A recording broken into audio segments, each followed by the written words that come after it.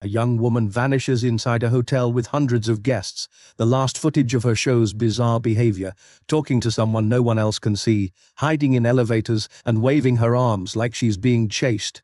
Days later, her body is found in a water tank on the roof. The tank was locked. The roof was inaccessible, and to this day, no one knows how she got there. This is the disturbing case of Elisa Lam and why it was never truly solved. In February 2013, 21-year-old Elisa Lam, a bright Canadian student, checked into the Cecil Hotel in Los Angeles. She was traveling alone, documenting her trip online, and seemed perfectly normal, but within days, she would become the center of one of the most haunting unsolved mysteries of the 21st century, a case that blends true crime, paranormal theories, and a series of clues that just don't add up. Elisa was last seen alive on hotel surveillance footage. The video shows her inside an elevator, pressing multiple buttons, peering out the doors, as if she's afraid of someone or something. Outside, she gestures strangely, almost like she's talking to an invisible person. Then she steps out and vanishes. Days later, guests complained about low water pressure. When staff checked the rooftop tanks, they found Elisa's body floating inside. Naked, her clothes were nearby, the tank lid was closed. And here's what makes no sense. The roof was locked, the ladder to the tanks was too high to reach alone. So how did she get up there? Elisa had bipolar disorder, and some say she was having an episode. Maybe she hallucinated a threat, panicked, and somehow climbed into the tank. But here's the problem. The heavy lid was shut. Could she really close it behind her while drowning?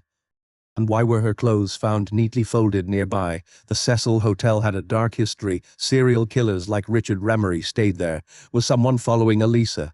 The elevator footage suggests she was afraid of someone, but if she was murdered, why no signs of struggle? No DNA? And how did the killer get her body into a sealed tank without anyone noticing? Some believe the hotel itself was cursed. Guests reported ghostly figures, and Elisa's behavior in the footage looks unnatural. Could something paranormal have led her to the roof?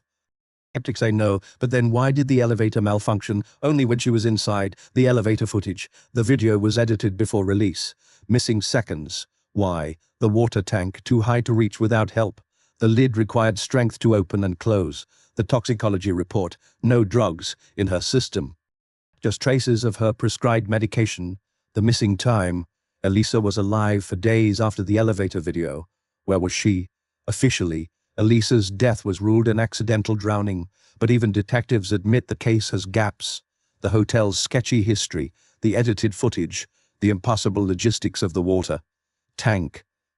None of it fits neatly, and with no clear suspect, no confession, and no definitive proof of what happened that night, the truth may never come out. If Elisa was alone, why does the elevator footage feel like we're watching someone running for their life? And if she wasn't alone, who was with her? This case remains one of the most debated mysteries online. What do you think happened? Was it a tragic mental health episode, a crime gone undetected, or something even darker? Let me know in the comments, and if you want more deep dives into unsolved cases, don't forget to subscribe. Because in stories like these, the truth is often stranger than fiction.